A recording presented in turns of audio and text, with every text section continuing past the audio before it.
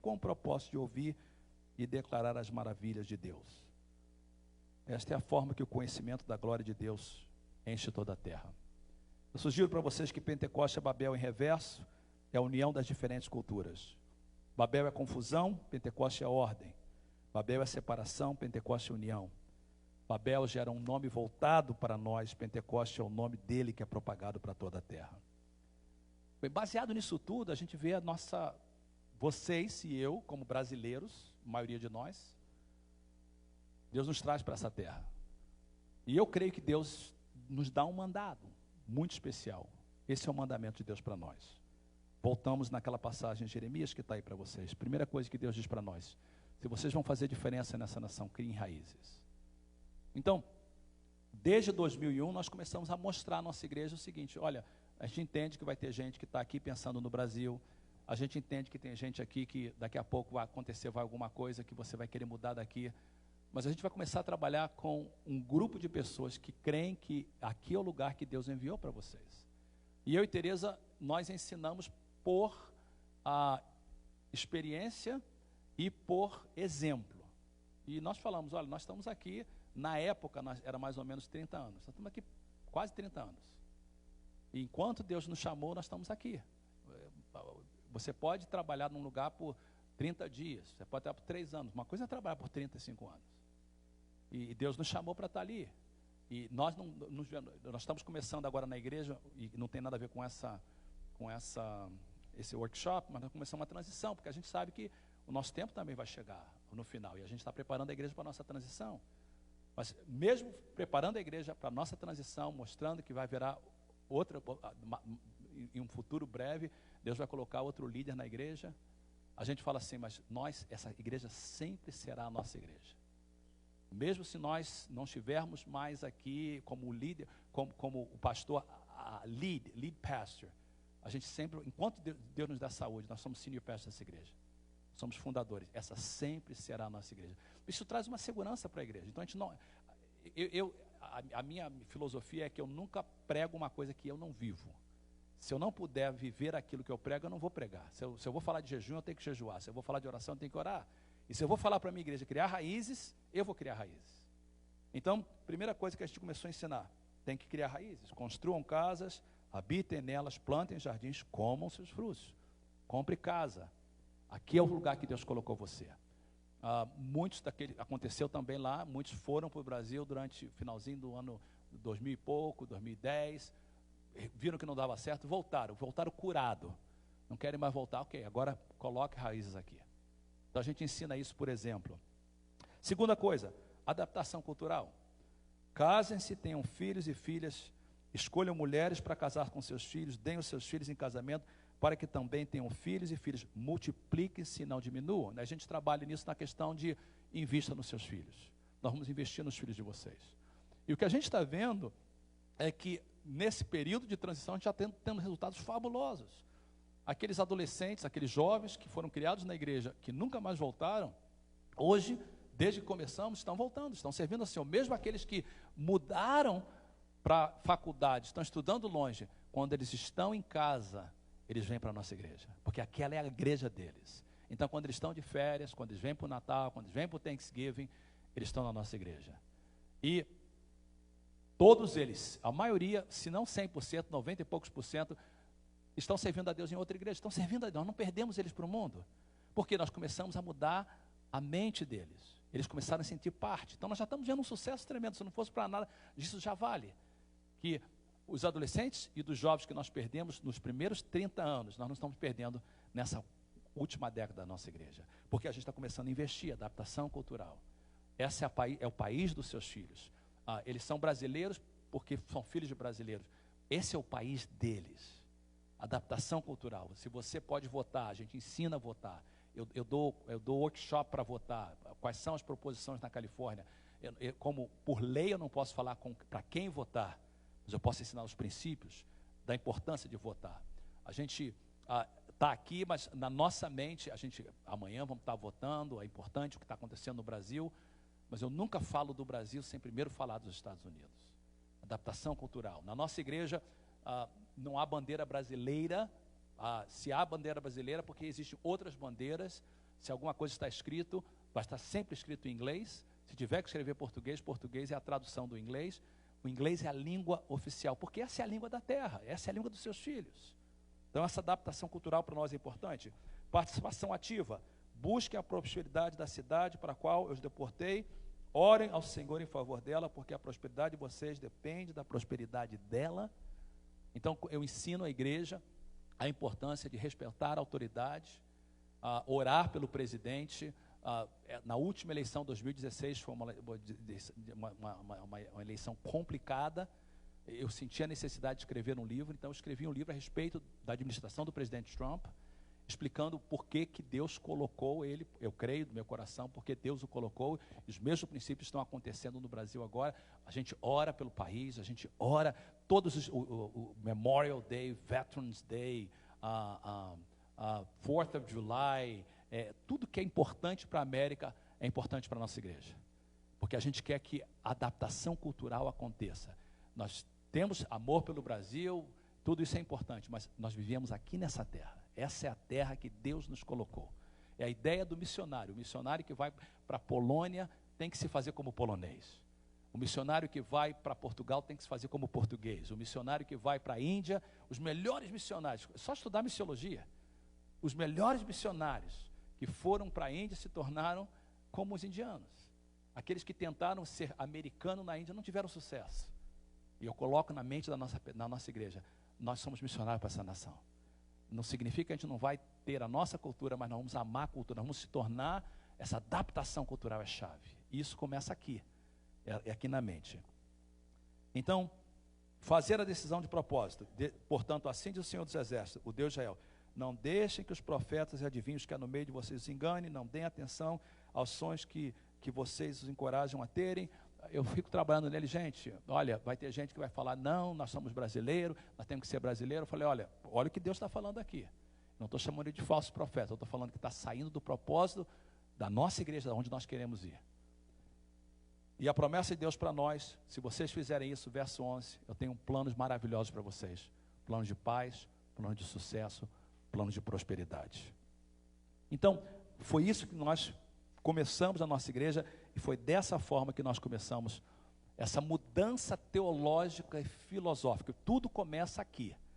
Então, não adiantava eu chegar na igreja e falar assim, nós vamos começar a fazer culto em inglês, nós vamos começar a ter culto bilíngue, nós vamos começar a ser igreja multicultural.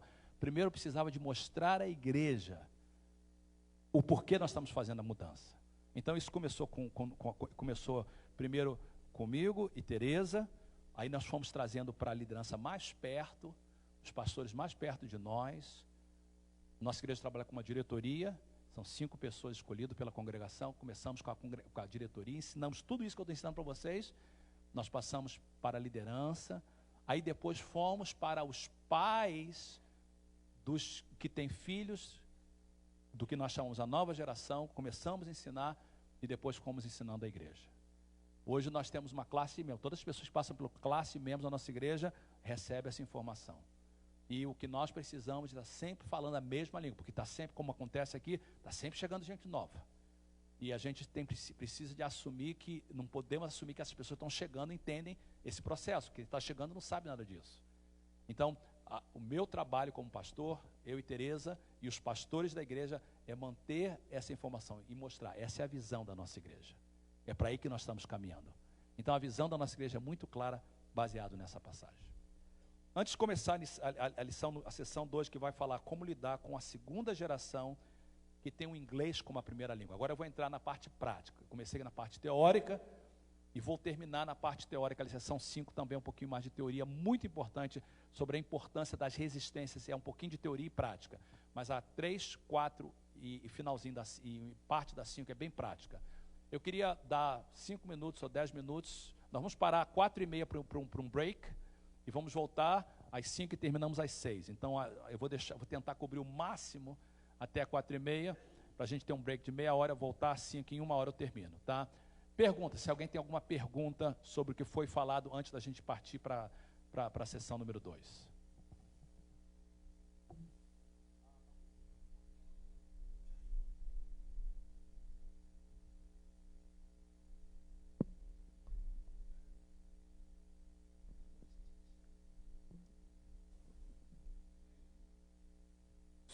Não é necessariamente uma pergunta, mas é a título de esclarecimento. Eu gostaria de que você compartilhasse como é que foi a tua experiência de se entender enquanto um missionário nessa terra, no sentido de existem pessoas que vêm com esse objetivo específico, mas tem pessoas que não vêm com esse objetivo, e aqui Deus começa a mostrar, a abrir alguns caminhos, porém tem sempre aquela coisa de mas eu não vim para isso, será que isso é para mim e tal. Então, como é que foi o teu processo de se entender enquanto... No meu caso foi um pouco diferente, que eu já expliquei para vocês. Eu vim para a América com o desejo de ser missionário para portugueses. A mudança na minha mente foi entender que não era só portugueses. Então, de português eu passei para brasileiro, de brasileiro eu quis alcançar, foi um pouco confuso. Hoje eu entendo que, Deus me chamou para a América. Eu sou brasileiro, a minha igreja, eu ensino a nossa igreja. Deus nos trouxe aqui, e eu vou falar sobre resistência, tem muitas resistências. Nós temos um templo hoje que está avaliado em quase 4 milhões de dólares. Nós devemos talvez 1,4 milhão.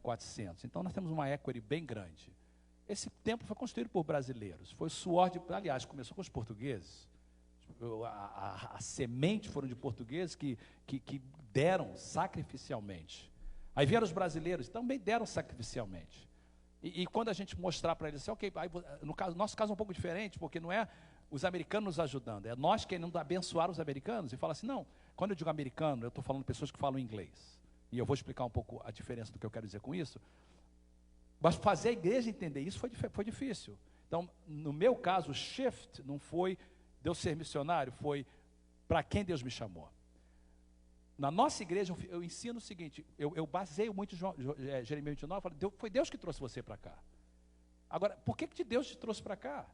E eu ensino, a nossa igreja é uma igreja por propósito, a gente usa o material de Rick Warren bastante, a gente ensina o seguinte, nós estamos aqui por um propósito, e o propósito não pode ser ganhar dinheiro. Um motorista de Uber na Califórnia ganha 8, 10 mil dólares por mês. Eu falo assim, você dirige Uber aqui, você acha que Deus te colocou como... Deus te trouxe aqui para ser motorista de Uber? O aluguel também é 3, 4 mil dólares por mês. Mas eu falo assim, Deus te trouxe aqui...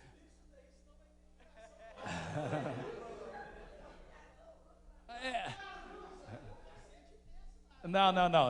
Lá o cara ganha muito, mas gasta muito. É uma das áreas mais caras dos Estados Unidos. Quando eu digo São Francisco, eu estou falando da península. A península é muito cara, porque é o Vale de Silício. Mas eu falo assim para o meu pai, você acha que Deus te trouxe aqui para ganhar 8 mil dólares, para você ser motorista, e pagar 4 mil dólares de aluguel? Você é um missionário disfarçado de motorista. É isso que eu vou mostrando para as pessoas. Você é um missionário disfarçado de estar limpando casa ali, mas você está disfarçada. Você é missionário. Ok, todo mundo entende isso? Não. Mas a gente vai mostrando isso. Mas começa com os líderes. John Maxwell, que para mim é um dos mais entendidos na área de liderança, ele diz assim, tudo começa. Everything rises and falls on leadership. Tudo começa com líder. O grande problema, eu não acho que é a igreja. A verdade é que a nossa igreja vai nos seguir. A maioria da nossa igreja vai nos seguir, se elas confiam na nossa liderança. O maior problema que eu tenho hoje não são com os liderados, são com os líderes. Então, hoje, o meu foco é trabalhar com pastores. Eu amo fazer o que eu estou fazendo aqui, porque se eu conseguir mudar alguma coisa na cabeça do pastor, os liderados vão vir. Então, eu acho que a dificuldade não é mudar a mente dos membros da nossa igreja, a dificuldade é mudar as mentes dos pastores. Eu tenho 5 pastores na nossa equipe, 2 deles são full-time, 3 são pastores bivocacionais, pastores leigos. Esses pastores, eu tenho mais dificuldade com eles do que às vezes com a igreja. Principalmente esses 3 leigos. Deles entenderem isso. Pastor, a minha pergunta é a seguinte: como é que o irmão conseguiu isso na sua igreja? Você sozinho? Ou reuniu os líderes para que isso realmente acontecesse? Porque a coisa não acontece sem mais e sem menos. Nós estamos em 2018, nós começamos mais ou menos em 2011. São 7 anos de trabalho, ainda não estamos aonde devemos estar. Começa primeiro com a visão do líder. Eu tenho que estar, quando eu digo eu, estou falando eu e Tereza, porque nós trabalhamos como time. A igreja foi começada juntos, nós somos um só. Então, o que eu tenho de fraco, ela tem de forte, o que eu tenho de forte, ela tem de fraco, e nós complementamos uma a outra. Mas nós temos que temos a visão. Então, o que eu e Tereza nós fazemos? Isso é algo importante. Nós gastamos muito tempo, o nosso devocional, toda manhã nós temos um devocional juntos, em que nós oramos juntos e buscamos a visão de Deus para a nossa igreja. Então, começa com a gente. Depois nós temos que passar para as pessoas de influência. E as pessoas de influência na nossa igreja não são necessariamente as pessoas que têm os títulos. Então nós procuramos quem são as pessoas que são de influência. E a gente começa a tentar fazer que as pessoas de influência agarrem a visão. Outra coisa importante é a diretoria da igreja. A nossa igreja, como ela tem uma diretoria, a parte financeira é toda com a diretoria. A diretoria tem que entender isso. Porque a gente vai precisar de ajuda financeira para isso. Então, nós começamos com grupos pequenos, e aos poucos você vai trazendo para a igreja toda. Então, começa com a gente, mas vai descendo de cima para baixo. Pastor, acontece que algumas pessoas pensam, não nós, acho que a maioria, mas eles pensam que o nosso trabalho, tanto multicultural ou o trabalho de evangelizar brasileiros e hispanos, em um momento vai acabar a igreja. Qual é o pensamento do Senhor contra essa mentalidade de que o brasileiro, o povo brasileiro, os hispanos vão morrer e vão ficar somente os filhos americanos? Certo. A verdade é que, se você ler a introdução que eu dei para vocês, a verdade é que isso acontece há muito tempo já, e é verdade, as igrejas italianas deixaram de ser igrejas portuguesas. Na nossa área, havia uma igreja portuguesa muito forte, que hoje é uma igreja americana, uma das maiores igrejas americanas na cidade. A verdade é que acontece isso, com várias etnias, se não os portugueses, a nossa igreja, nós começamos a igreja portuguesa em 84, em 88 já tínhamos nosso templo próprio, a nossa igreja cresceu, mas os portugueses não pararam de vir. A imigração de portugueses para a Califórnia terminou, e esses portugueses foram envelhecendo. Hoje não existe igreja portuguesa mais na Califórnia, praticamente, existe no Vale de São Joaquim, uma das igrejas que nós começamos, continua lá como igreja portuguesa até hoje, porque tem ainda portugueses que estão na área agrícola, mas na área de São José não tem mais portugueses, então essas igrejas deixaram de existir. Com os hispanos isso não vai acontecer, porque o México está aqui do lado, e você tem a América Central, a América Latina toda, então eu não vejo esse problema com hispanos. Agora, com o brasileiro, nós não sabemos. A verdade é que nós não sabemos o que vai acontecer com o Brasil. A gente está orando para que Deus abençoe amanhã a eleição. Então, o Brasil melhorando, muita gente vai ser... E eu não culpo ninguém que queira voltar. Você tem que entender, se a pessoa estiver ilegal aqui, não pensa não vê como se tornar legal, está longe dos seus familiares, a gente quer que eles estejam aqui porque faz parte da nossa igreja, ninguém quer perder membro. Mas você tem que entender que o que é melhor para eles. Então, se o Brasil melhora economicamente, muda a nossa igreja muda tudo. Então, eu sinceramente, eu respeito a vocês, eu quero entrar na sessão 2, eu respeito a vocês pelo trabalho que vocês fazem, porque é o trabalho que eu faço. Mas se eu tivesse que voltar hoje, começar um trabalho hoje, eu não começaria igreja brasileira, porque eu sei que igreja brasileira é somente para o presente. E se eu começasse uma igreja brasileira, eu não compraria templo, eu trabalharia no presente. Vamos alugar, porque se tiver que, o Brasil foi embora, a gente pode fechar e pronto, vamos fazer outra coisa. Agora, se Deus me chamou para uma cidade, a questão é só aqui, Deus me chamou para cá, eu e Tereza pensamos a longo prazo, eu compro um carro, fico com um carro, eu não mudo o carro. Eu só vendo o carro quando o carro quebrou. A gente está casado há 35 anos, a gente não está pensando em mudar de esposa e de esposa. Eu e Tereza nós só pensamos sempre a longo prazo. Todas as pessoas que nós contratamos, eu tenho 5 pessoas do nosso staff full time na nossa igreja. Quando a gente contrata, a gente pergunta logo para ele, você está disposto a vir e ficar aqui? Porque se a pessoa vier para ficar até dezembro, vá para outra igreja. Na nossa igreja, não. Quem vai para lá é para colocar o pé e tem que criar raízes. Porque na minha mente, o fruto do meu trabalho é lá na frente. Eu comentava com o pessoal na mesa redonda ontem. Um dia eu estava na nossa igreja, porque essa é a visão que eu tenho para a nossa igreja. Ainda não chegou lá, eu vou falar para vocês se o tempo permitir. Um dia eu estava na nossa igreja, orando, no templo, e eu estava orando e de repente Deus me deu uma visão. Eu não vi, não foi uma visão como eu estou vendo vocês, mas foi uma visão do meu espírito. Eu vi a igreja cheia, mas cheia de jovens, pessoas novas, louvando a Deus, e eu olhava para o lado, alguém falava, alabado seja o Senhor. Outro falava, praise the Lord. Outro falava em tagalo. E a igreja multicultural que eu tenho a visão.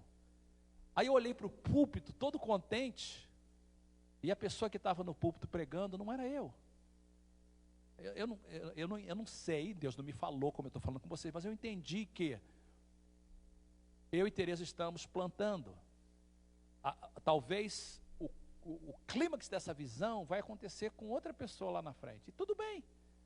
Mas nós estamos trabalhando para a igreja Mensagem de Paz ser uma igreja que, se Jesus não voltar, em 10 anos a igreja vai estar lá alcançando almas, ser uma igreja multicultural, alcançando a cidade de São Francisco, se tiver brasileiro ou não. Eu falo para os irmãos brasileiros, se tiver brasileiro em São Francisco, sempre teremos brasileiros, sempre teremos culto em português. Nós temos um comprometimento com a nossa igreja nisso, é um compromisso que a gente tem. Mas se não tiver, a igreja vai continuar, ela não depende dos brasileiros para continuar. É isso que eu quero criar uma igreja. Então, respondendo a sua pergunta, depende de se você criar uma igreja. Hoje tem brasileiros chegando.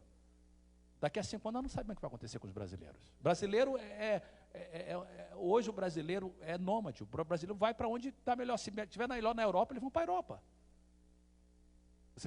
Então, vamos trabalhar para alcançar essas pessoas, porque elas precisam de Jesus. A 139, a 200 mil, precisam de Jesus. Nós não ganhamos nem 20% deles ainda. Então vamos ganhar, mas entenda que é um trabalho presente. Se você aumentar a sua visão, você não tá, eu ensino a nossa igreja que nós não estamos abandonando o trabalho brasileiro. Nós estamos simplesmente entendendo que o trabalho brasileiro faz parte de um muito maior. Então nós não estamos abandonando. Não é que nós somos uma igreja para americano, não. Multicultural. E a base multicultural é brasileiro ou latino, que é a nossa herança. Pastor, muito prazer, eu sou a irmã Zélia, membro da FBC. A sua experiência tem sido trazida até nós com muitas expectativas interessantes, que chegaram até a perguntar sobre, puxa, mas isso não é da noite para o dia, e não é mesmo, né? E o irmão acabou de responder uma parte da minha pergunta, porque tudo se começa mesmo com a liderança, com o pastor. Deus chama pastores, Deus chama o pastor para aquele ministério. A liderança está junta para acompanhar a visão. E a igreja tem chegado aonde chegou, porque Deus tem nos trazido. Pastor Lieste tem sido uma bênção conosco. O irmão falou sobre a sua liderança, que é membro, cinco pessoas que é membro da diretoria. Aí depois, pensando um pouquinho em cada coisa, cheguei a pensar, poxa, mas será que ele não trabalha com staff, com ministérios, ministro de música, ministro de educação religiosa, ministro... O irmão acabou de falar que trabalha com 5 pessoas full time. Deus lhe abençoe, que visão maravilhosa. Mas fale um pouquinho sobre esse aspecto de que o irmão trabalha com a diretoria da igreja, porque nós, como uma igreja batista, nós temos a diretoria estatutária. Aqui se tem líderes, mas não full-time staff, nem part-time, ministro de música, ministro de educação religiosa. Então, fala um pouco, pastor, da sua experiência, porque essa visão, sim, tem que acompanhar. É o pastor, a liderança, a diretoria, ela é a liderança. E aqueles que Deus soma ao ministério, que é full-time ou part-time, ou seja lá quem for, para trabalhar nas áreas do ministério. A nossa igreja, eu já estou começando a página número 8, tá? Que é a nossa trajetória como igreja. A igreja começou, eu e Tereza. A igreja começou com a gente liderando louvor, a igreja começou com eu tocando guitarra, meu violão, Tereza dirigindo louvor, meus pais ajudando, depois a mãe dela ajudando, e foi chegando gente. A igreja vai crescendo. Porque eu vivo 40 anos na América, porque toda minha educação tem sido aqui na América, então eu tenho 2 bacharéis, 2 mestrados e 1 doutorado, tudo aqui na América. Então eu tento a pensar da forma que se pensa aqui, que é um pouco mais fácil para mim do que talvez uma pessoa que está chegando agora. Bem, então a gente vai criando a igreja nessa mesma direção. Quando nós começamos como igreja, aos poucos, nós temos uma visão. A visão da nossa igreja é essa. Então, a visão da igreja é ser uma igreja multicultural, ser uma igreja missionária, ser uma igreja bíblica, em que a palavra de Deus é central. Então, nós temos essa visão. Para chegar a essa visão, nós temos uma missão, que são os 5 propósitos. A Igreja Mensagem de Paz existe para compartilhar as boas novas de Cristo, evangelismo, para adorar a Deus, a adoração, para crescer de acordo com a sua palavra, discipulado, para ter comunhão uns com os outros e para servir a comunidade. 5 propósitos. Tudo na igreja tem que acontecer baseado nesses 5 propósitos. Se nós não justificarmos nesses 5 propósitos, não fazemos nada. A Igreja Mensagem de Paz tem 3 valores básicos, que a gente chama de core values: espiritualidade, fidelidade e excelência. Espiritualidade significa que nós precisamos de viver o que a gente prega. Então, espiritualidade tem a ver com vida cristã, testemunho, leitura da Bíblia, devocional. Membro da Igreja Mensagem de Paz precisa entender que nós temos um compromisso com oração, com leitura da Bíblia, com busca de Deus, com devocional diário. Fidelidade. Nós temos que ser fiel a Deus, fiel à palavra, fiel à igreja, fiel à visão da igreja, fiel ao pastor da igreja. Excelência. Vamos fazer tudo o melhor possível. Podemos sempre melhorar. Podemos sempre fazer o que... Se a gente vai fazer uma coisa, vamos fazer com excelência. Baseado nisso, então, a gente vai criando a igreja em cima disso. Então, a igreja nossa funciona com 5 pessoas que fazem parte da diretoria. Toda a parte administrativa, parte financeira, diretoria da igreja. E nós temos administradora da igreja full time, ministro de louvor, de música e louvor full time, pastor associado, que é o pastor para o culto em português. Então, eu tenho um pastor que cuida da igreja brasileira. Ele não é o pastor da igreja, é o pastor associado. E eu tenho o youth pastor, que cuida da parte de jovens e college and career e etc. E eu estou buscando um 5º. Nós estamos buscando um pastor associado para o trabalho em inglês. Eu não encontrei essa pessoa ainda. Bem, essa é a nossa visão. E o que acontece é que a nossa igreja, ela entende que ela faz parte de um perfil de igrejas brasileiras que começaram na América. Algumas deixaram de existir. Olha, eu estou na América, quando eu comecei, eu me lembro quando, em 1980, eu vim para a América em 79, Jimmy Carter era o presidente. Em 80, finalzinho de 79, 80, o Ronald Reagan foi eleito. Eu voltava para o Brasil, eu vim aqui em Newark. Naquela época, tinha uma igreja brasileira em Newark, New Jersey, ali em Newark. Pastor Valdir. Aí depois eu fui conhecendo as igrejas. Aí mais tarde eu cheguei a vir aqui na área de Boston, na época, pastor Uriel, os outros pastores aqui, pastores de igreja batistas crescendo. Eu vim pregar na igreja Luz American ali em Fall River, que era uma igreja, eles eram batistas, carismáticos. A primeira igreja brasileira lá em Fall River, na Rock Street. Eu vi essas igrejas todas passando. O que acontece é que é um período. Então, hoje você vê, a história da igreja brasileira, ela vai mudando de acordo com a imigração, de acordo com o que está acontecendo no Brasil. Então, a igreja brasileira aqui, ela é dependente do que está acontecendo no Brasil. E eu falei assim, eu não quero isso para mim. Na nossa igreja nós não queremos isso. Nós queremos ser, como eu trouxe para você, uma bênção para esse país. Então, nós começamos a entender, nós temos que fazer alguma coisa. Olha o número 3 aí, olha o perfil da nossa geração. O que acontece é o seguinte, o pastor Joe e eu estávamos conversando muito sobre isso. A geração 1.5 é uma geração muito interessante, porque essa é a minha geração. A geração 1.0 são as pessoas que nasceram no Brasil e vieram para cá, foram alfabetizadas no Brasil e vieram para cá, com 20 anos, 25 anos, 30 anos. Todo mundo que foi alfabetizado no Brasil, você aprendeu português antes do inglês, você foi alfabetizado no Brasil, você é 1.0.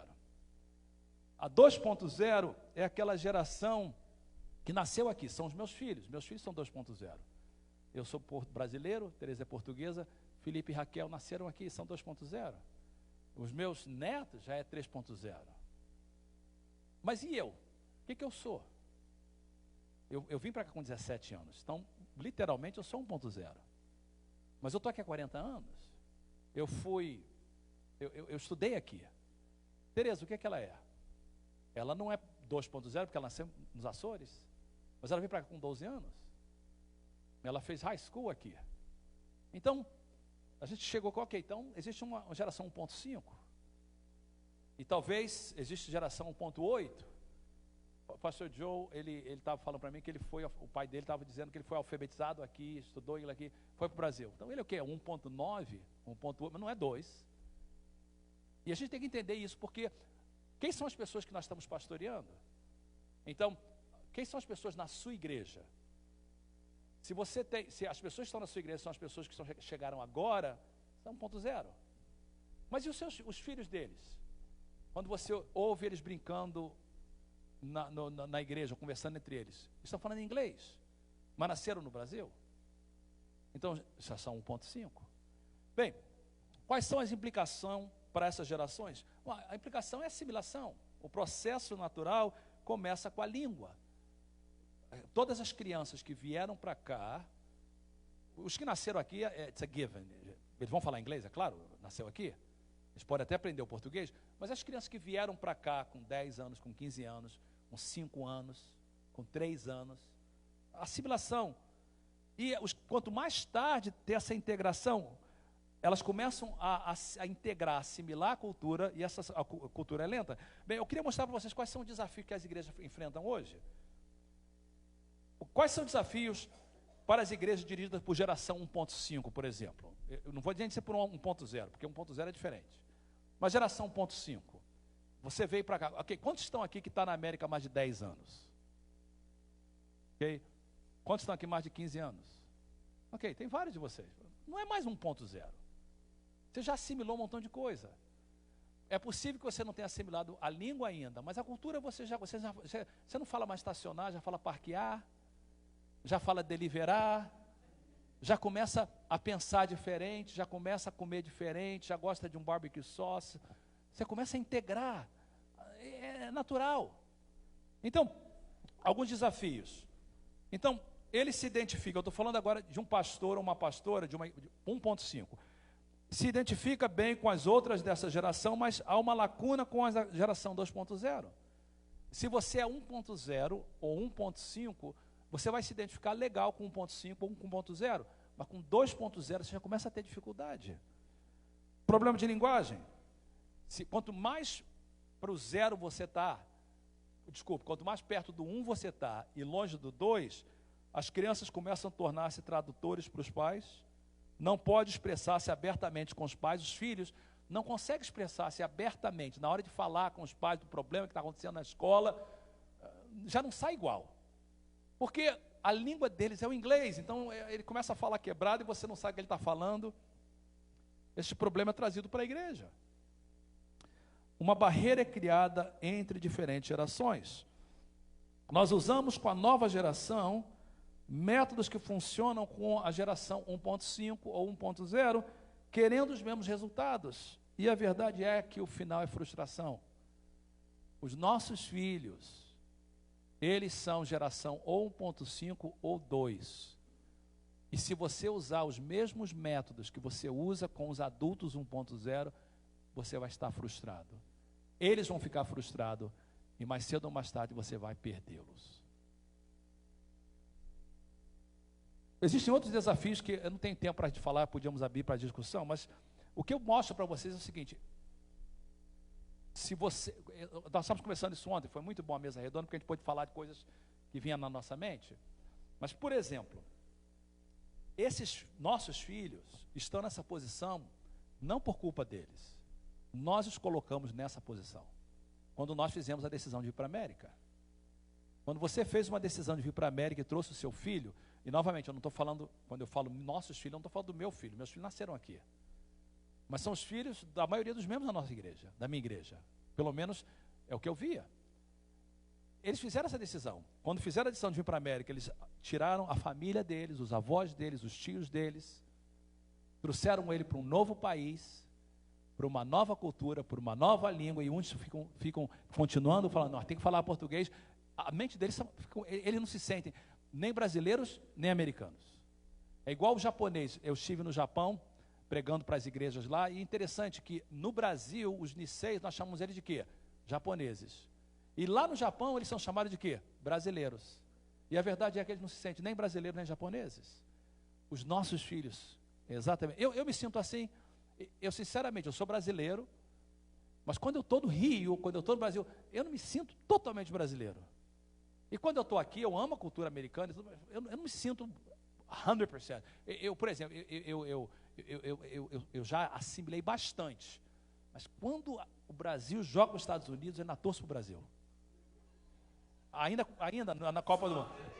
Agora a Tereza não. O Brasil joga, os Estados Unidos joga com Portugal, ela torce para os Estados Unidos. Mas quando Portugal joga com o Brasil, ela torce para Portugal. Ok, então significa o seguinte, que embora eu sou muito americano, lá na igreja, pastor americano, tudo bem, mas quando na Copa do Mundo eu não torço para o Brasil. No basquete não, eu torço para os Estados Unidos. Mas você vê que é uma confusão? Eu sou assim. Os meus filhos é diferente, eles nasceram aqui. Mas e os filhos de 1.5? A gente tem que pensar neles. E eu acho que como igreja, nós estamos fazendo um desfavor a eles, tentando alcançá-los da forma que a gente alcança os brasileiros, tentando alcançar os nossos filhos. E eu acho que, então, qual é a minha proposta? Página número 9. Minha proposta é transição. O que eu quero dizer com transição? Não acrescentando congregações, nós já fizemos isso. Eu não acho que essa é a proposta correta. Ou seja, vamos começar então um culto para jovens. Vamos começar uma congregação em inglês, é a congregação em inglês da nossa igreja. Então a gente tem o nosso brasileiro e temos a congregação em inglês, ou temos o culto dos jovens. O culto dos jovens é bom, mas ele tem que ser integrado em toda a igreja. Senão o problema de você acrescentar congregações dentro da igreja é que você divide a igreja, não une a igreja. A igreja fica dividida em propósito, dividido em linguagem, não está ninguém falando a mesma língua. Eu também, não é simplesmente uma adaptação como igreja. Adaptação cultural, sim, mas não uma adaptação como igreja. Eu sempre sugiro que o melhor é transição. E aí que eu sou radical, e aí que eu perco 80% de vocês. Porque eu creio que a transição, o alvo da transição é a língua que nós falamos. E a língua que nós falamos é a língua que nos une. Em Babel, Deus falou, o povo fala a mesma língua, nada vai impedir que eles façam. Paulo diz em 1 Coríntios, se nós falarmos a mesma língua, nós podemos fazer um trabalho tremendo para Deus. Em Pentecostes, Deus une eles e todos estão ouvindo a mesma coisa. Então, eu creio que a gente não deve abandonar a nossa cultura e não abandonar a nossa língua, mas eu creio numa igreja multiétnica e multicultural, tendo o inglês como língua unificadora e oficial. Então, minha proposta é o seguinte, nós estamos na América, quando eu vou trabalhar lá fora para ganhar dinheiro, a não ser que eu esteja trabalhando com brasileiro, eu volto, porque lá na minha igreja tem muita gente que trabalha para Uber. Quando você vai trabalhar para Uber, você recebe alguém no seu carro, que língua que você fala? Inglês. Quando você vai limpar uma casa e vai fazer o tratamento, que língua você fala? Inglês. Quando você vai no médico, que língua você fala? Inglês. Quando você vai na corte, que língua você fala? Inglês. Você pode até ter um tradutor, mas é um tradutor para que língua? Para o inglês. Então eu falo o seguinte, se Deus nos trouxe para a América, o inglês é a língua desse país. E nós temos que aprender e trabalhar nessa língua como uma língua oficial. Esse é o alvo. Eu sei que nem todo mundo vai chegar lá, mas o alvo é esse. Eu fiz um estudo das igrejas japoneses em São Paulo. E todas as igrejas japoneses em São Paulo que mantiveram o japonês como a língua oficial, as igrejas morreram. Todas as igrejas japonesas em São Paulo que adotaram o português como língua oficial. Você olha lá, todos eles têm um rostinho de japonês, mas a língua que eles falam no culto é português. As igrejas estão enormes, estão crescendo. E eu falo a mesma coisa. Um dia eu estava no Rio, visitando a Union Church, que é uma igreja em inglês no Rio de Janeiro. Uma igreja linda, igreja pequenininha. Do lado tem igrejas enormes. Mas a igreja, que é uma igreja bonita, dentro do Rio de Janeiro, inglês é a língua oficial, a igreja está pequenininha. Se eles fizessem, ok, somos americanos, estamos aqui, mas a igreja, o Brasil, nós vamos falar português, aquela igreja já estava cheia. E eu digo assim, esse é o mesmo problema do que está acontecendo na América. Enquanto a gente fizer o português a nossa língua oficial, a igreja será uma igreja para brasileiros e vai depender se brasileiros vão continuar a vir ou não. Então, minha proposta é uma igreja multiétnica, multicultural, tendo o inglês como língua unificadora e oficial. Porque eu não vou ter tempo de falar tudo e eu vou explicar um pouco disso para vocês. Na nossa igreja, o nosso alvo era o seguinte, o meu alvo, quando nós começamos o propósito de transição, na nossa igreja o culto principal é o domingo de manhã. Então, o horário nobre do culto é o domingo de manhã. E o horário melhor que nós poderíamos ter o culto seria o culto de 10 horas da manhã, seria o horário melhor. Então, meu alvo era que o culto de domingo de manhã se tornasse esse culto multicultural, com o inglês como a língua principal. O que eu quero dizer com o inglês, o culto multicultural? O culto multicultural, ele tem expressões multiculturais. Ele tem o flavor, e a base da nossa igreja é brasileira, então tem o flavor do Brasil, tem aquele flavor, né? Aquele flavor latino, aquele jeito nosso.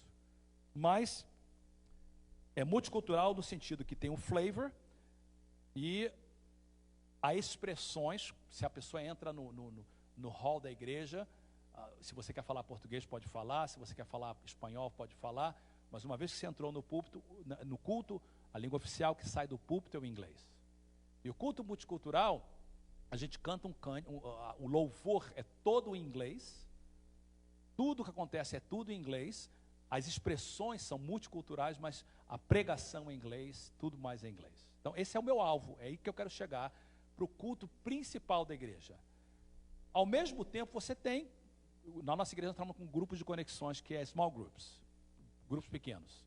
E nós somos muito fortes em grupos de conexão. Então, os grupos de conexão vai ter em português, vai ter em inglês, vai ter em espanhol, vai ter trabalho de homens em inglês, português, espanhol, vai ter oração em português, inglês, espanhol, pode até haver celebrações em português, em qualquer outro horário que não seja o domingo pela manhã, vai ter expressões de celebração em espanhol, celebrações somente em inglês, para jovem que for, mas a língua oficial é em inglês. O trabalho com crianças em inglês, o trabalho com jovens é com inglês. Essa é a proposta minha. Então, o que nós fizemos?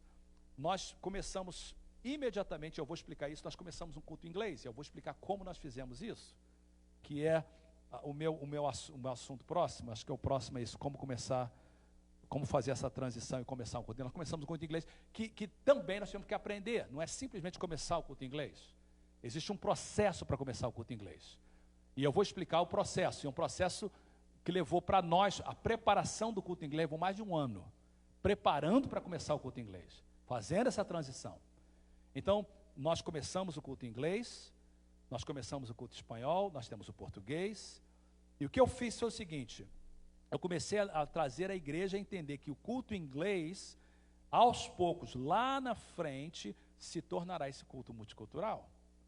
E o que nós fizemos é que nós iríamos fazer o seguinte: nós teríamos, no primeiro ano, 3 congregações, e quando eu digo 3 congregações, eu estou falando de 3 cultos diferentes. A gente nem usa o termo culto em português, culto em inglês, culto em português, a gente usa os horários. Culto das 9h30, culto das 11h30 e culto das 3 da tarde. Culto das 9h30 é em inglês, culto das 11h30 em português, culto das 3 da tarde é em espanhol. Mesma mensagem. O grupo de louvor é diferente, porque o estilo do culto é diferente, os estilos são totalmente diferentes, porque você está alcançando 3 grupos diferentes. Mesma mensagem, mesmo tema, mesmos anúncios, todo mundo fala a mesma língua. No caso, o inglês e o português é o mesmo pastor pregando, que sou eu. No espanhol nós temos outra pessoa, porque eu não tenho capacidade para fluir em espanhol. Sem budget, mesmo orçamento, mesma igreja. E aí a gente fez o seguinte: no primeiro ano, 2 vezes por ano, nós nos reuníamos como um culto multicultural só. Então, unia todo mundo, um culto só em inglês, com inglês.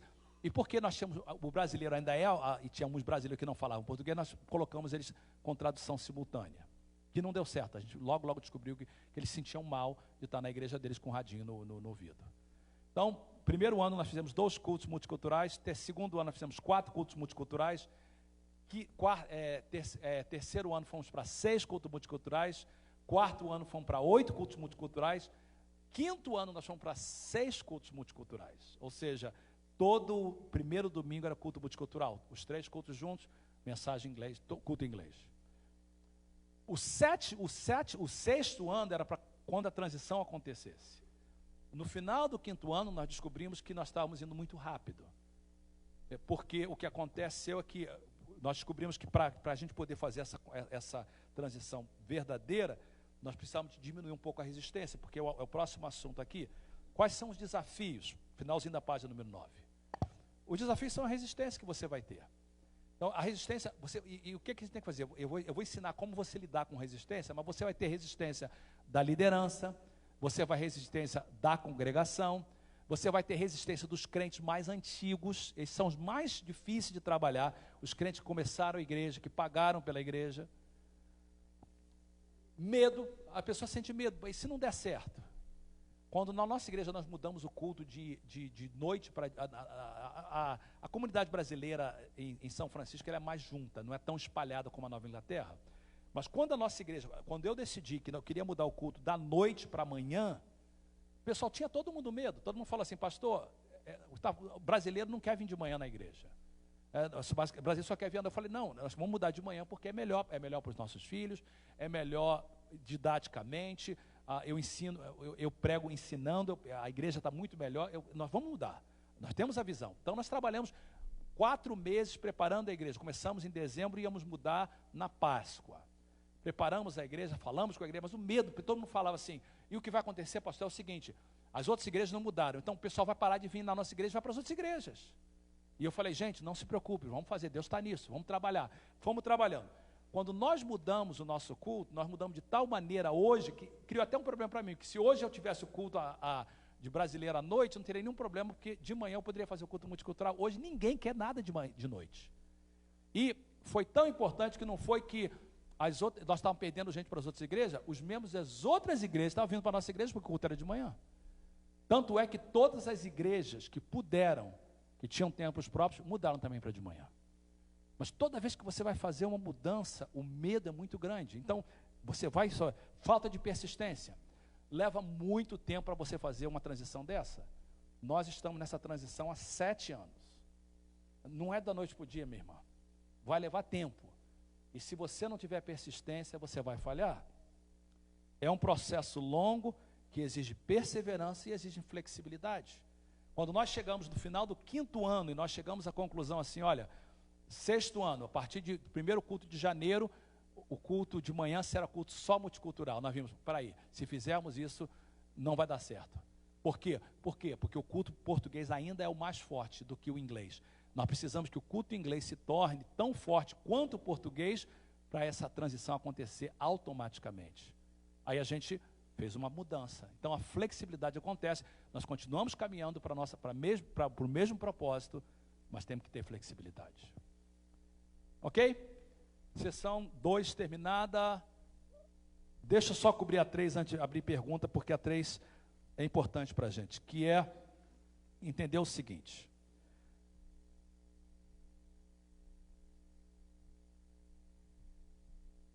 O que eu estou sugerindo para vocês, vai existir mudanças da parte de cada um de nós, mudanças da igreja, mudança da maneira de pensar, e a gente vai ter que começar a trabalhar em nós para podermos trabalhar na nossa congregação. Número 3, na página número 10. John Maxwell disse assim, não há nada mais difícil de realizar, mais perigoso de conduzir ou mais incerto em seu sucesso do que a introdução de mudanças. Deixa eu ler novamente. Não há nada mais difícil de realizar, mais perigoso de conduzir ou mais incerto em seu sucesso do que a introdução de mudanças. Peter Drucker disse o seguinte, a mudança não é uma ameaça, é uma oportunidade. Leith Anderson disse o seguinte, todo sistema precisa de uma renovação. Aqueles que estão doentes precisam ser curados, aqueles que são saudáveis ficarão assim só através de constante renovação. Organizações saudáveis reconhecem a inevitabilidade da mudança. Nós moramos no Vale de Silício. E no Vale de Silício você tem várias grandes companhias. Você tem o Facebook, você tem o Google, você tem Apple, Microsoft, Twitter, YouTube. Perto da Bahia tem um complexo de prédios enorme, uma cidade que era da Sun Microsystem. A Sun Microsystem fazia peças de computadores e chips de computadores, e foi uma companhia enorme, ela era dona de uma cidade inteira, praticamente um bairro inteiro de prédios. E o Sun Microsystem faliu. E todos os prédios do Sun Microsystem foram comprados pelo Facebook. O Facebook comprou tudo. Então, hoje, quando você vai no Facebook, aqueles prédios todos eram do Sun Microsystem. Mas no escritório chefe, o escritório geral, onde é o QG mesmo do Facebook, as placas nas portas dos escritórios continuam escritos Sun Microsystem. Todas as outras é Facebook. Só aonde eles fazem as decisões, os vidros continuam Sun Microsystem. Alguém perguntou, fazendo uma visita lá, falei, por que ainda está Sun Microsystem? E alguém respondeu, nós deixamos ali porque nós queremos sempre nos lembrar o que pode acontecer conosco se nós não inovarmos. Ou seja, aquela placa ali está sempre lembrando para eles, se nós não inovarmos, um dia pode acontecer com a gente o que aconteceu com o Sun Microsystem. Essa é a verdade de todos nós. Se eu não inovar como pregador, eu vou ficar antiquado. Eu estava conversando até ontem com a mesa redonda, eu estava falando sobre eu estava falando assim, por que você não prega em espanhol? Eu falei, porque eu falo espanhol, mas eu estou pensando que eu estou pregando em espanhol, estou pregando em português, portunhol. Então, para mim é mais fácil o inglês. E eu estava falando assim, eu prego em inglês e tenho facilidade de pregar em inglês, mas eu falo assim, mas eu reconheço que eu mesmo preciso já de entender que para essa nova geração que eu quero alcançar, eu preciso de alguém mais novo. Os jovens da minha igreja me amam, porque a maioria deles, eu apresentei eles. Eu vi eles nascerem. Mas e os amigos deles? Eles não sabem quem eu sou. E eles vão ter dificuldade de se conectar com um homem de 57 anos, porque eles têm 20 anos. Na verdade, a nova geração, nosso alvo é 20 a 35 anos. Bem, essa juventude, eles querem uma pessoa diferente, que fala diferente, que pensa diferente. Eu tento, mas não tem como fazer essa mudança aqui. O shift é muito grande. Eu preciso de um pastor mais novo. Por isso que eu já estou buscando alguém que é fluente no inglês, que entende isso, que vai me ajudar para esse culto do inglês. Porque eu sei que tem que inovar. Então, é isso que eu estou tentando mostrar. Se a nossa igreja, a gente não fizer mudança, aquela placazinha do Sun Microsystem está lá e precisa de ser lembrado. Isso pode acontecer com a gente. Pensa em igrejas que eram grandes que fecharam. E você falar assim, olha, isso pode ser o que vai acontecer com a gente se a gente não fizer mudança. O ABC de mudanças significa o seguinte, onde nós estamos é o A. Onde nós queremos ir é o C. Como é que a gente vai chegar lá? Então, eu, por exemplo, eu sei onde nós estamos. E eu falei ontem, e repito hoje, me perdoe as que estavam lá presentes, a minha igreja é uma igreja, eu estou confortável. Se eu quisesse, eu e Tereza estamos lá há 35 anos, a gente pode já, se a gente quiser abrir mão da igreja, aposentar o pastor que nós temos como co-pastor da igreja, ele nasceu na nossa igreja, aceitou Jesus na nossa igreja, foi discipulado na nossa igreja, fez curso na nossa igreja, fez instituto bíblico na nossa igreja, dali nós mandamos para fazer um bacharel, está fazendo um mestrado, goiano, aceito pela igreja, ele pode tomar conta da igreja tranquilo com a nossa supervisão. Mas ele não pode tomar conta do inglês. Mas se eu quiser só o português, eu e Tereza podemos fazer outra coisa. Tereza ama missões, a gente pode viajar. A gente podia já, não aposentar, mas levar mais leve. A nossa igreja nos dá um bom salário, a nossa igreja toma conta de nós. A gente podia fazer outra coisa. Por que a gente está arrumando sarna para se coçar, querendo arrumar um trabalho desse? Por causa de uma visão. Então você tem uma visão, e a visão é aquilo que consome a gente, a visão é aquilo que está lá dentro da gente, fala assim, eu tenho que chegar lá. E a gente tem que pensar o quê? A, eu estou aqui, C, é onde eu quero chegar como igreja, B, como é que eu vou chegar lá? E é isso que a gente começou em 2000. Bem, eu li um artigo, anos atrás, chamado The Work of Leadership, escrito por dois homens chamados Heifetz e Laurie. E esse artigo simplesmente mudou a maneira de eu pensar. E Heifetz e Laurie, nesse artigo, diz o seguinte, a primeira coisa, se você quer fazer uma mudança, e eu uso o termo que ele usa em inglês, ele diz assim, you need to get in the balcony. Get in the balcony significa, você vai lá para cima na arquibancada, pensa numa igreja, Ou pensa num ginásio. Você sobe na arquibancada e você vai olhar numa perspectiva diferente. Uma coisa é você assistir o jogo lá embaixo, outra coisa é você assistir o jogo lá de cima. Por isso que aqui nos Estados Unidos é muito comum isso, no jogo de futebol, fica um grupo lá em cima, olhando lá de cima e fazendo anotações e mandando lá para baixo. Então, Heifetz and Lord diz assim, você chega lá em cima, porque quando você está lá em cima, você define a verdadeira realidade. Você define realmente o que está acontecendo. Então, é uma oportunidade de você pedir. O que significa isso? Significa você sair, visitar outras igrejas multiculturais. Você é bem-vindo a visitar a nossa igreja. Me avisa que você está vindo. Eu fiz uma vez um seminário lá, convidei os pastores para chegar lá e ver o que está acontecendo. Vai em igrejas que está acontecendo. Tem muitas igrejas multiculturais dando certo. Visita, olha, veja o que está acontecendo, como é que está a minha igreja. Convida alguém de fora, imparcial, para vir à sua igreja. E o pastor Lierte me deu essa liberdade. Falou, assiste o culto, participa do culto domingo e depois me dá um feedback. É importantíssimo isso. Define a realidade. O que está acontecendo? Porque quando a gente está no meio do jogo, a gente não está vendo. Número 2, página 11. Identify challenges. Ou seja, identifique os desafios. Ok, eu estou vendo aonde eu estou vendo o que está acontecendo, tem que fazer mudança, mas antes de eu sugerir qualquer mudança, quais são as resistências que eu vou ter? Quais são os líderes que não vão entender, que eu vou ter que trabalhar mano a mano, um a um? Que tipo de resistência eu vou ter da congregação?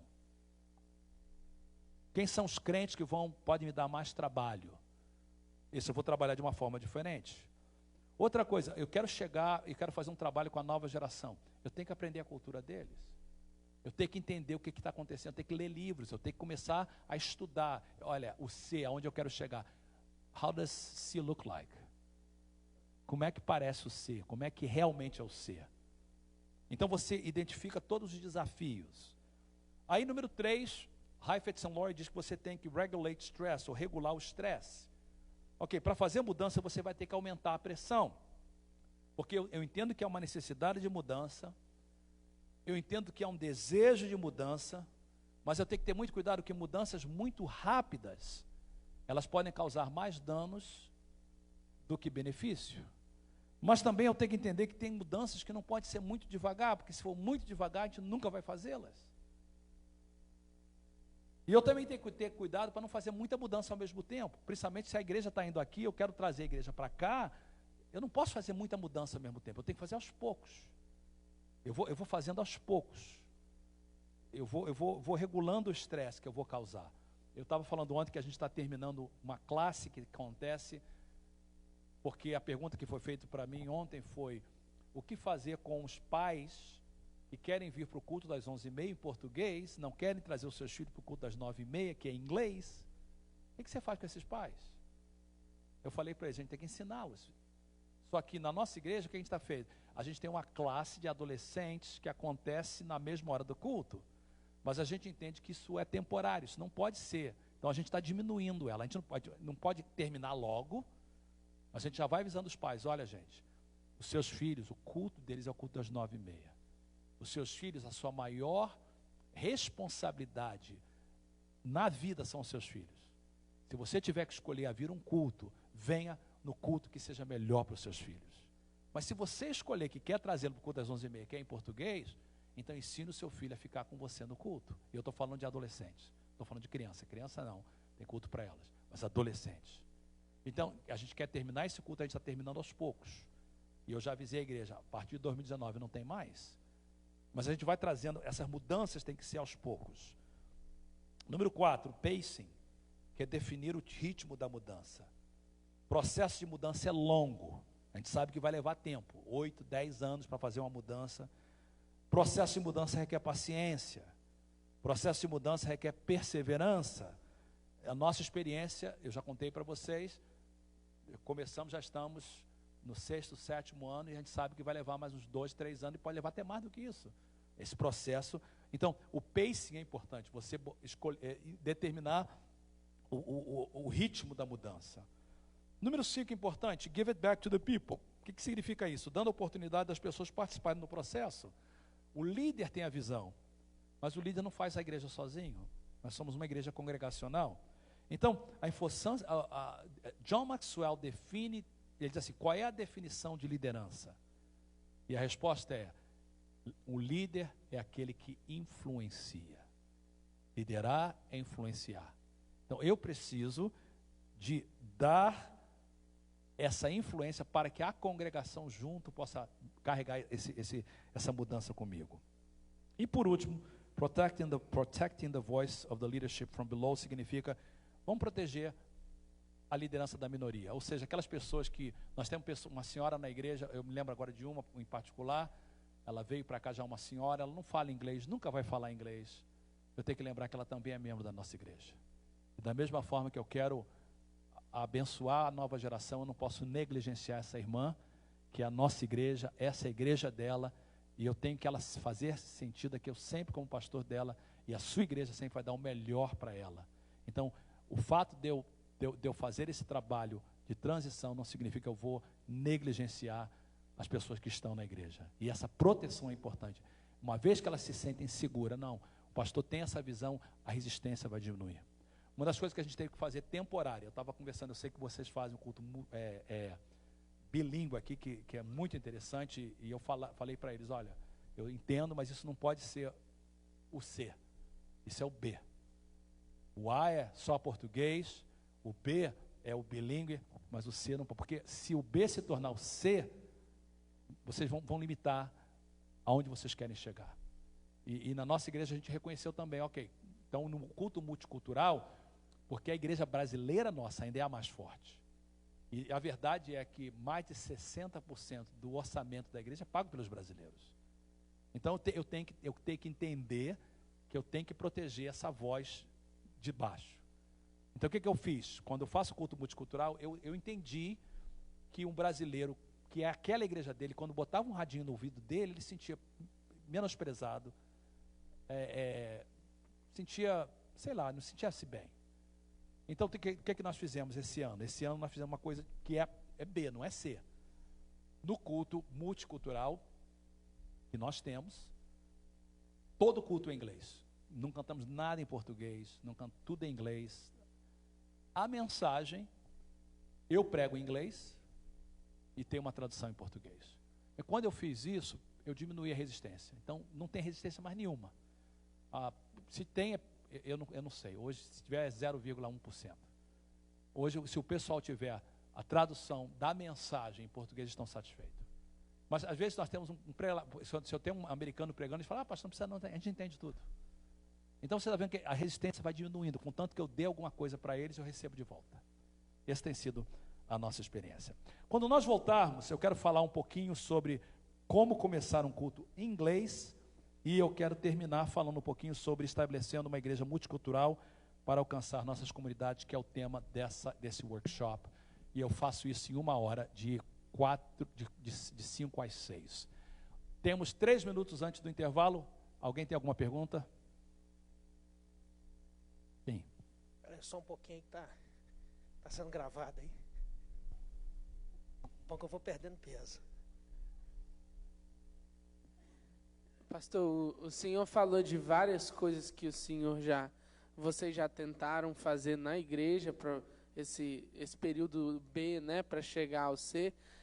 Só para esclarecer, qual é o formato que vocês estão usando hoje, então? É um culto em inglês às 9h30 e aí um português logo em seguida? O nosso B hoje é B, não é o C. O nosso B hoje é um culto em inglês às 9h30, um culto em português às 11h30 e um culto em espanhol ou em outro horário. Eles faziam no domingo à tarde, hoje nós estamos fazendo a sexta. Eles escolheram fazer as sextas agora. Então tem 3 cultos distintos, mesma mensagem, mesmo tema, mesma igreja, e o que a gente faz, nós temos, nesse ano estamos fazendo 8 cultos multiculturais. No culto multicultural, é o que eu acabei de explicar para vocês. Então, o culto multicultural é para trazer eles juntos. E a verdade é que hoje a igreja me pergunta, pastor, quando é o próximo culto multicultural? Antigamente era eu que queria fazer. Hoje eu estou fazendo um pouquinho menos, porque tem a ver com flexibilidade, chegaram muitos brasileiros novos ultimamente. E porque eles são novos, eu preciso integrá-los na igreja. Então é mais fácil integrá-los na igreja quando você está só. Então nós temos 3 cultos distintos e o culto multicultural. Quando eu digo culto distinto, eu vou explicar do culto em inglês. É igual em propósito, mas diferente no estilo. Domingo de manhã, às 10h30 da manhã, quando todo mundo vem junto naquela semana, naquele culto, não tem outro culto acontecendo, só aquele. Durante a semana tudo funciona, né? Os grupos de conexão, oração, ensaio, nada muda, mas só o culto principal. Tem 2 perguntas a mais, mas vamos dar o break e voltar com as 2 perguntas, você já começa ou quer matar as 2 agora? Vamos matar as 2. Ok, o irmão e depois vocês. Eu também tinha essa mesma dúvida, mas já sanada. Então, hoje, na realidade, que vocês são 3 etnias coexistindo e reunindo... Não, multietnia. Porque o que vai acontecer, porque são 3 cultos. Sim, A igreja, eu sempre ensino para ele, você no culto, por exemplo, de 9h30, é interessante que você tem muito brasileiro que escolheu aquele ser o seu culto. Okay. Vários brasileiros que até nunca pensavam que eles iam escolher. Tem brasileiros que escolheram aquele culto porque os seus filhos, é a língua dos filhos. Tem brasileiro que escolheu aquele culto porque eles gostam do culto 9h30, porque é cedinho, eles entendem bem, é um culto mais rápido, começa às 9h30, termina 15 para as 11, 1h15, 11h30 eles estão em casa. Escolheram porque, às vezes, tem uma coisa para fazer, alguma atividade na cidade, eles são do culto de 11h30, mas vamos no culto de 9h30 hoje. É mais um culto da igreja. É igual se você tivesse 3 cultos em português. São 3 cultos em línguas diferentes. Então, não é mesclado. Necessariamente a cultura é diferente, é só a língua que o que muda no culto são 2 coisas. A língua e o estilo do culto. Eu prego, por exemplo, nos 2 cultos. Quando eu prego no culto de 9h30, eu prego a mesma mensagem. A mensagem que eu prego no 9h30 me leva 30 minutos para pregar. No culto de 11h30 me leva os 40 minutos, pelo menos 10 minutos a mais para pregar. Mesma mensagem. Não é porque o português leva mais palavras, é simplesmente o estilo. O estilo do culto é diferente. Só para concluir, a pergunta seria, a chave mesmo seria, qual é o maior perigo, né, enquanto em processo B? O maior perigo é você criar 3 congregações dentro de uma só. Divisão, então. Divisão, esse é o maior perigo. E como que você vê, qual que são os passos que você dá para prevenir isso? Fazer o que eu estou fazendo, manter a mesma mensagem, a mesma série, se puder, se for possível, nem sempre é possível, mas se for possível, o mesmo pastor pregando, se for possível, o grupo de louvor pode ser diferente, até é bom ser diferente, mas a mensagem, o que sai do púlpito tem que ser a mesma coisa. Tudo bom? Boa tarde. Eu estou achando muito interessante tudo que você está falando. Está sendo muito legal aprender muito disso, né? De como fazer um processo para nos tornarmos multiculturais, né? A gente participou a gente serviu numa igreja na Argentina, né? Que era basicamente multicultural. Os cultos eram em espanhol, com um pastor chileno que era casado com uma brasileira e tinha uma filha argentina. Então a igreja era toda misturada. A maior parte da igreja era brasileira, mas o culto era basicamente todo em espanhol, com alguns louvores em português. E o fato da gente ter esse sabor brasileiro e ser tudo em espanhol permitia que a gente abrangesse 17 nacionalidades dentro da mesma igreja. E eu ainda não consegui entender como funciona o seu culto multicultural. Eu sei que você já explicou isso, mas eu ainda não consegui entender exatamente que dinâmica tem o culto, como ele é feito. Ele é todo em inglês, ele não tem nada em português ou em espanhol? Hoje ele tem a mensagem que é traduzida. Esse culto multicultural só acontece uma vez por mês? Por exemplo, interpretada.